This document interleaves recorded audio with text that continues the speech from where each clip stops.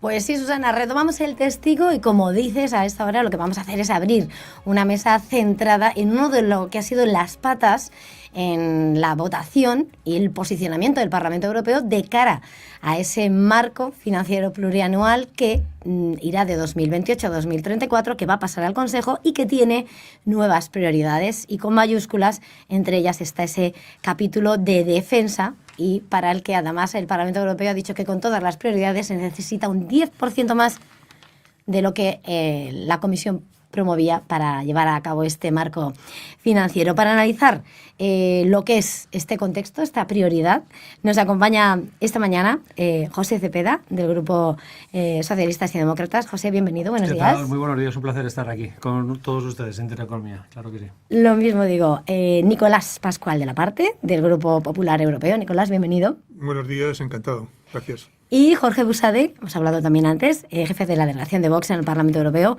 Muy buenos días. Muy buenos días.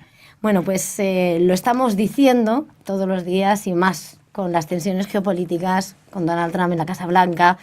El capítulo de defensa se ha convertido en una de las prioridades de Europa y desata debates a nivel europeo, a nivel de política interna española. Quería empezar, ¿qué representa este capítulo de defensa, esta prioridad en el capítulo para Europa? Y luego ya miramos para España también, o si no se puede dividir, ¿cómo lo veis? José, empezar. Bueno, pues yo creo que es obvio.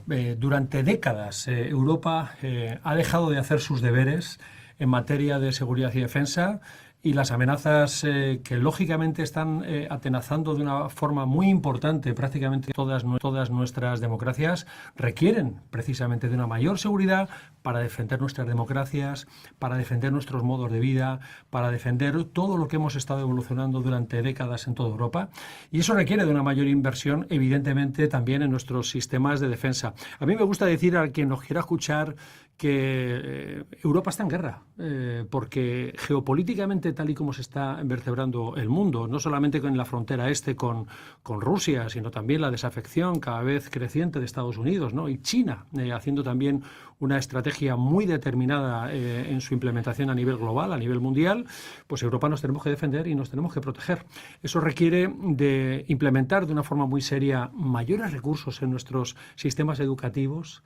Necesitamos más ingenieros en España, también en toda Europa. Implementar también nuestros sistemas sanitarios de una forma mucho más eficaz y sobre todo pensando también en posibles conflictos y, por ejemplo, en nuestros sistemas de transporte.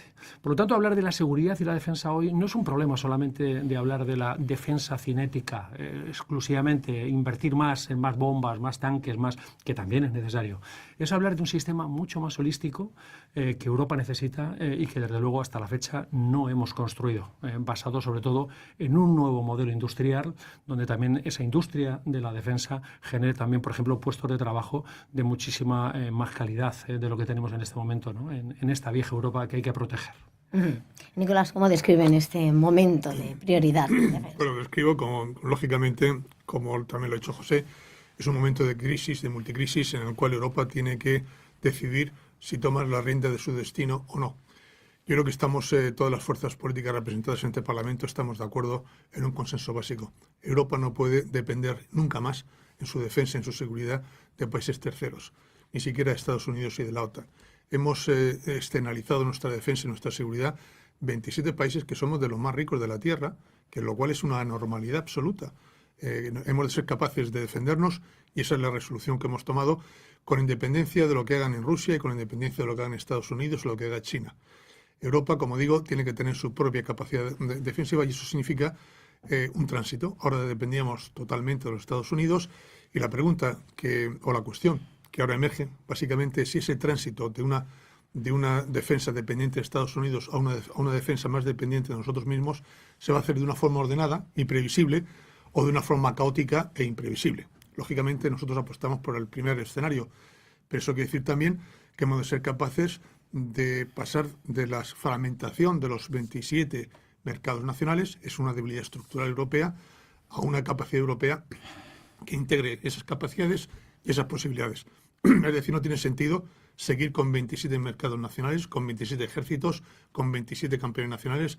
Tenemos que aspirar a tener una dimensión europea en todas nuestras capacidades. Y eso exige decisión política, unidad, medios y recursos financieros.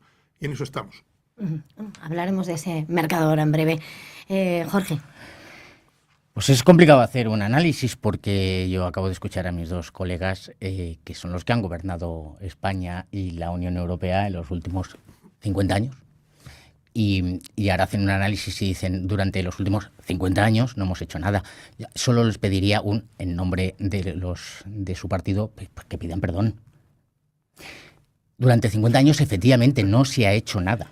España es el país que menos invierte en su industria de defensa, en su defensa nacional. Por supuesto, se ha perdido todo tipo de cultura de la seguridad dentro del territorio nacional y dentro del territorio europeo. En ese análisis estamos de acuerdo, pero yo creo que, hombre, un poquito de sinceridad sí que estaría bien. Nosotros, desde que llegamos al Parlamento Nacional, hemos pedido incremento de los gastos de defensa. Tener un buen ejército, tener una buena estructura de defensa, que efectivamente no es solo las Fuerzas Armadas, sino toda una serie de servicios y de atenciones que giran alrededor de ello, es esencial para una nación. Para defender no solo la democracia, para defender cosas aún más potentes, como son la integridad territorial, la soberanía, la independencia de la nación, entre otras cosas porque lo dice la Constitución, no porque lo diga Buxadé de Vox. Y por tanto, eso es muy importante. Segunda cuestión que creo que hay que poner de manifiesto, y es que España mantiene una industria de defensa muy buena. Tenemos muy buenas empresas, tenemos empresas preparadas, tenemos buenos ingenieros, tenemos gente con capacidad, pero que ha tenido que ir a vender al extranjero porque efectivamente Europa no compraba, los estados no compraban. Con lo cual, lo que tenemos que hacer es revitalizar nuestra industria, darle posibilidades a nuestras empresas, bajarles los impuestos, facilitar la financiación, todo eso. Ha abierto Nicolás un asunto que es lo de los campeones nacionales. Yo creo que está muy bien que haya un mercado europeo para todas aquellas inversiones que requieren una fortaleza económica, mucho más dinero, pero no está mal que haya 27 mercados nacionales. Cuantos más mercados, cuanto más intercambio, vamos a estar de acuerdo, ¿no? El intercambio va a ayudar a todo el mundo y, por lo tanto, hay cuestiones de la defensa nacional que son propias de España y, por lo tanto, debemos tener nuestro propio mercado nacional, sin perjuicio de que, por supuesto, pues haya determinados proyectos de industria militar o de infraestructuras que sea necesario pues hacer colaboraciones con Portugal, con Francia, con Italia, con aquellos países con los que compartimos necesidades de defensa compartidas. Bueno, cuando queráis apuntar cualquier cosa, lo decís, ¿vale? Pero centrándonos... Esto de las capacidades es fundamental. O sea, una cosa es tener capacidades nacionales, evidentemente, que eso es fundamental. Y otra cosa es reconocer que si queremos competir con grandes compañías norteamericanas, incluso con las chinas, que son plataformas de unas dimensiones continentales, no podemos tener pequeñitas industrias y pequeñitos campeones nacionales, por muy excelentes que sean. Que en España, estoy de acuerdo, todo el comento con Buxaré, tenemos el mejor talento militar y civil del mundo está en España, o de los mejores. Pero eso significa tener también escalas, cadenas de producción a escala europea, porque no todos los países podemos hacer de todo. Tenemos que ponernos de acuerdo para desarrollar esas capacidades europeas comunes, por ejemplo, inteligencia satelital. Por ejemplo, eso, cada país no puede tener una red de satélites. Tenemos que ponernos de acuerdo en tener nuestra red satelital, abastecimiento en vuelo, artillería de largo alcance y de precisión, comunicaciones, la tecnología de G6. Es decir, hay productos y servicios de seguridad y defensa que exigen una escala, una dimensión europea, junto a la nacional. Las capacidades siempre son nacionales, pero los proyectos pueden ser y deben ser europeos.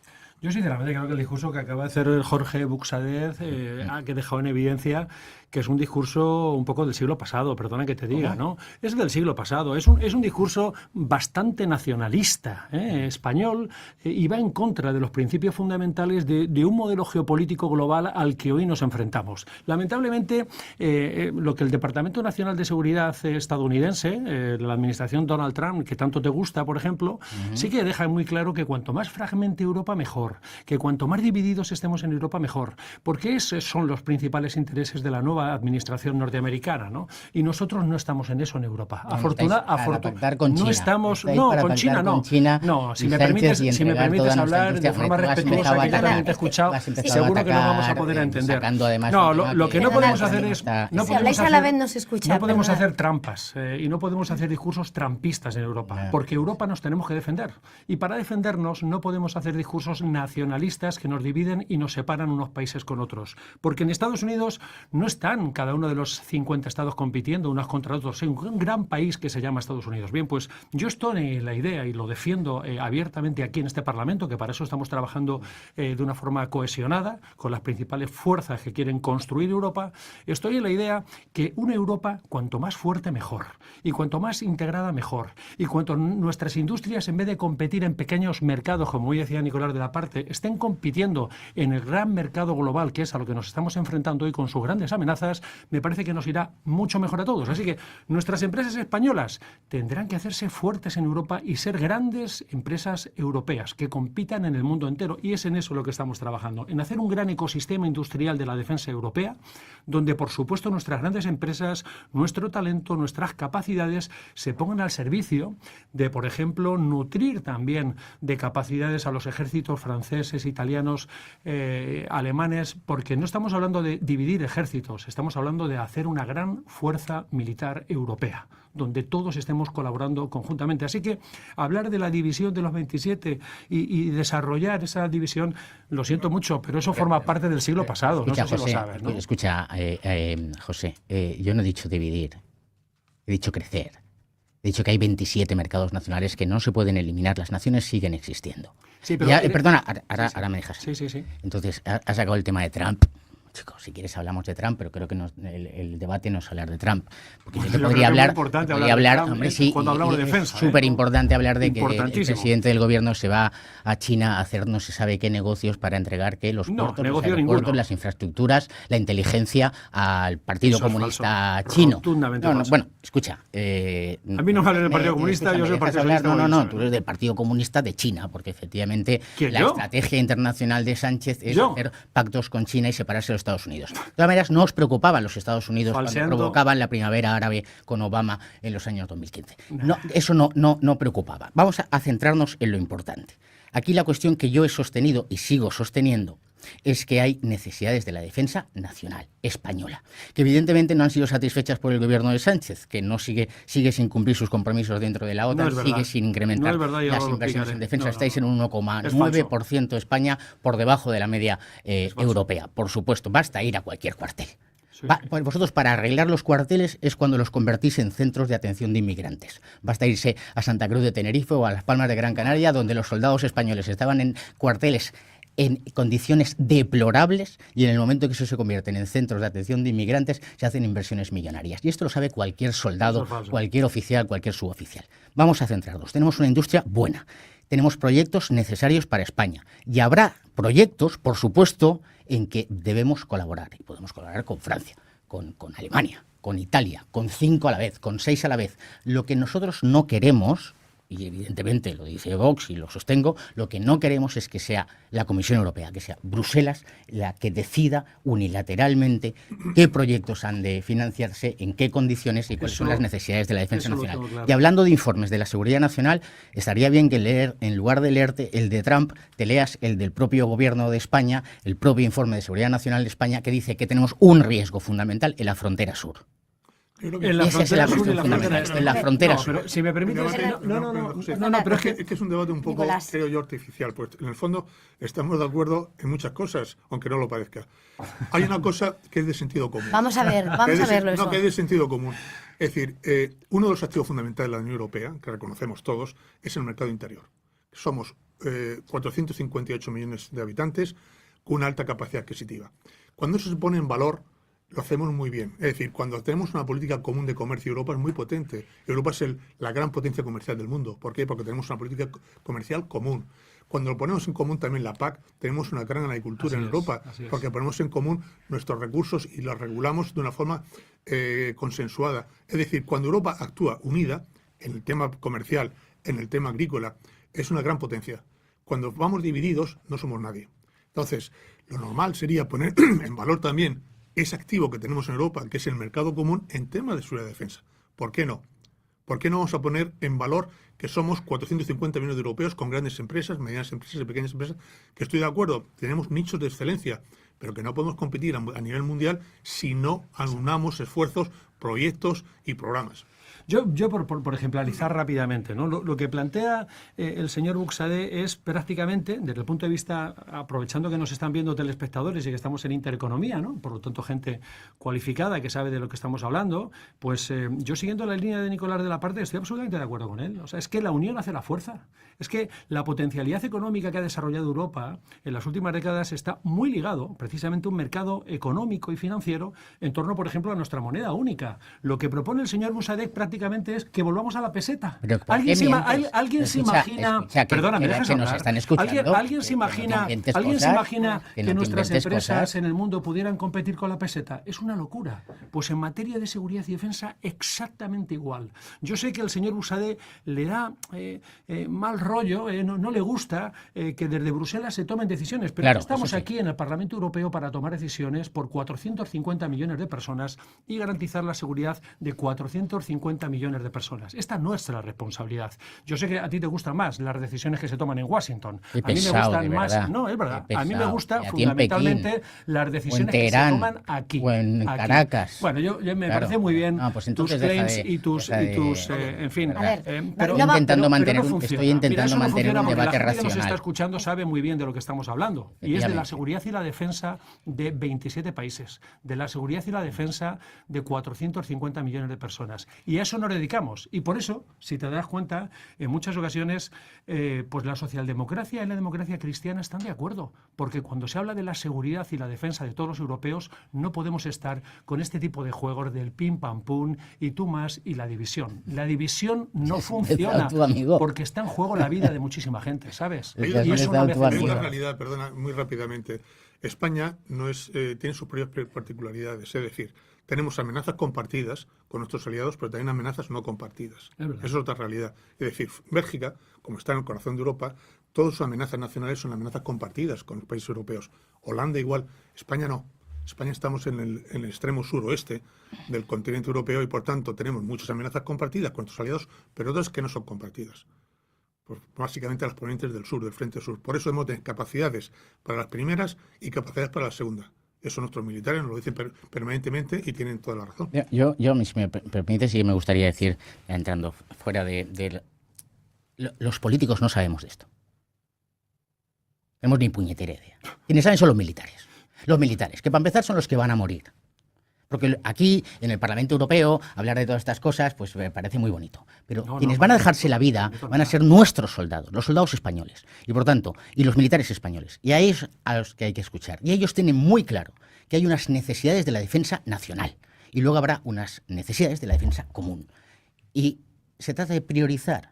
Ahora mismo lo que nos interesa fundamentalmente es garantizar nuestra defensa nacional. Y luego, por supuesto, poner en común, porque los soldados españoles y los militares españoles han demostrado en todas las misiones internacionales su capacidad operativa. Y perfectamente ningún político le va a enseñar a un general del ejército español cómo debe cooperar con un general francés, con un general americano o con un general alemán. Mucho más difícil cooperar con un general chino, con un general de Irán o con un general de Venezuela. Muchísimo peor. Yo les escucho. Mira, lamentablemente no es así, o afortunadamente no es así. Tú no eres el portavoz de los generales de las Fuerzas Armadas de España. Afortunadamente yo creo que, por cierto, con todos los gobiernos, se ha respetado la seguridad nacional y se ha respetado un trabajo muy importante de intentar consolidar las Fuerzas Armadas de nuestro país, con todos los gobiernos de la democracia en nuestro país, ¿no? Yo sé que algunos a lo mejor pensáis en tiempos pretéritos, pero afortunadamente las Fuerzas Armadas españolas son de las que más se están implicando precisamente en operaciones de seguridad y defensa a nivel internacional, ¿no? Y claro que sí. Por ejemplo, el gobierno de España, que tú criticabas tanto, ha triplicado el presupuesto en defensa. Sí. El gobierno actual por de debajo España, de los compromisos ha triplicado el presupuesto en defensa. Y hasta el señor Mark Rutte ha felicitado a España por el incremento que tiene. Yo soy de los que opinan que tenemos que seguir trabajando en eso. Se nos va a acabar el tiempo. Tenemos que seguir trabajando en eso. Pero, en fin, criticar hoy a nuestras Fuerzas Armadas, sinceramente, o el valor de nuestros soldados, me parece que afortunadamente... Tienes mucha cara dura porque precisamente lo que he puesto en valor es el valor de nuestros soldados y de nuestras Fuerzas Armadas. Cuidadito, aquí el que criticará es tú. España es el lugar por donde entran más yihadistas en Europa y ese es un riesgo brutal. Y esa es la responsabilidad del gobierno de España. Muy bien. Controlar las fronteras. Se nos va a acabar el tiempo y yo, reconduciendo un poco el motivo ahora mismo, lo que se ha puesto, lo que está claro en evidencia, es una prioridad para Europa, Polonia está donde está en el mapa y tiene unas prioridades, España está en otro lado del mapa y tiene otras prioridades. En este escenario, lo habéis puesto en esa ponencia, es muy justo el espacio temporal y la urgencia del cambio para fortalecer esa prioridad de defensa es limitado. No sé cómo lo veis a la hora de buscar esa financiación, este Horizonte 28-34 va a conseguir tanto, nos pone en camino. La financiación Nicolás. creo que no es el problema, sinceramente. Yo creo que hemos sido conscientes en los últimos años, sobre todo en los últimos 2 años, que hace falta movilizar recursos. Tenemos un compromiso de movilizar 800.000 hasta el año 2028, y cuando empiece la nueva perspectiva financiera, el nuevo periodo plurianual de planificación 28-34, dentro de un fondo que se llama de competitividad, está un capítulo para defensa y seguridad que está dotado con unos 131.000 millones de euros. A eso hay que añadir otros 27.000 para movilidad militar y aparte de eso, por supuesto, los presupuestos nacionales. Es decir, el problema no es el dinero. El problema es que hay que saber exactamente para qué. Es decir, el ítem legislativo, la secuencia lógica es, primero, hacer un mapeo de las amenazas que tenemos, todos los europeos. No es fácil, porque es lo que tú lo has dicho antes, lo que siente, las amenazas que siente un polaco o un estonio difieren de las que puede sentir un español, un portugués o un griego. Por eso hay que hacer un esfuerzo de solidaridad europea y de sentido común y de realismo. Eso es lo primero, identificar amenazas y retos. Segundo, identificar los recursos necesarios, militares y civiles, insisto, para hacer frente a esas amenazas. Y tercero, movilizar los recursos financieros necesarios para eso. Pero no empezar por identificar, poner el dinero sobre la mesa sin saber cuáles son las amenazas comunes y cuáles son los recursos que necesitamos. El ítem legislativo es el que acabo de decir. Y dar libertad a las empresas. José, terminamos cada uno entonces por José para terminar. No, yo sinceramente creo que es muy importante el tener en consideración que por encima de todo hace falta seguir invirtiendo en seguridad y en defensa. No es una cuestión menor, porque al final en una cosa voy a estar de acuerdo con Buxadé, a pesar de que no le guste lo que digo, pero y es que los políticos tenemos que ponernos desde luego las pilas en una visión estratégica donde la autonomía de Europa, no depender de otros países, va a requerir un esfuerzo extraordinario, también presupuestario. Desde la posición, evidentemente, de los grupos más progresistas, en este caso de mi grupo, lo que no queremos es que eso tampoco se utilice como excusa para romper el estado del bienestar o, por ejemplo, hacer saltar por los aires algo que ha caracterizado de una forma muy importante Europa, que son los fondos de cohesión europeos, ¿no? Pero sí que es muy importante que, desde luego, también vayamos dando pasos en un nuevo modelo, en una cultura de la defensa, por cierto, donde hablar de la seguridad y la defensa no sea solo una cuestión, por ejemplo, de los militares o de las Fuerzas Armadas. Hablar de la seguridad y la defensa tiene que ver también a colocar al ciudadano dentro de una nueva concepción que lamentablemente hasta la fecha no estaba. Es verdad que cuando uno ve las encuestas ve que cada vez hay más ciudadanos preocupados por posibles ataques y por posibles vulnerabilidades. Bueno, pues yo creo que eso tiene que servirnos también para hablar de presupuestos y para darle sentido a la seguridad y la defensa de todos los europeos. Jorge, Sí, yo añadiría libertad a las empresas y libertad de financiación bancaria. Durante años las normas de gobernanza han dicho que los bancos no pueden dar dinero a la industria de defensa. Esta es la realidad y nuestras industrias, la industria española, la pequeña y mediana empresa y las empresas que compiten internacionalmente han tenido que tirar de fondos propios. Entonces, si hay un mercado y hay una oferta y hay una demanda, por supuesto que va a haber un sistema bancario que va a fortalecer esas inversiones. Me refiero que lo que nosotros proponemos es que esa financiación venga bien por reducir el gasto superfluo, el gasto político brutal, pues lo he dicho en el anterior debate, al respecto del marco financiero plurianual, pues, reducir las ayudas a terceros países de forma masiva. No puede ser que estemos financiando cosas en terceros países cuando los nuestros lo necesitan. Y segundo, la financiación privada, la financiación bancaria. Los bancos tienen que poder liberar y dar préstamos en condiciones, con sus tipos de interés, y esa industria de defensa va a generar beneficio suficiente para devolver los préstamos y devolver los intereses, y no hacer como con el marco financiero, que ahora tenemos que subir los presupuestos y los impuestos a todos los europeos para pagar los intereses de la deuda. Pues en algunas cosas casi estamos de acuerdo, Jorge, ¿te das cuenta? Bueno, la voz de todos los ciudadanos, la mesa o de una gran parte de los ciudadanos. José Cepeda, del Grupo Socialista. Un placer. Demócratas, Nicolás Pascual, de la parte del Grupo Popular Europeo. Muchas gracias. Y Buxadé de Vox. Muchísimas gracias a los tres por estar aquí y enseguida mesa, pero para hablar de agricultura. En un momentito.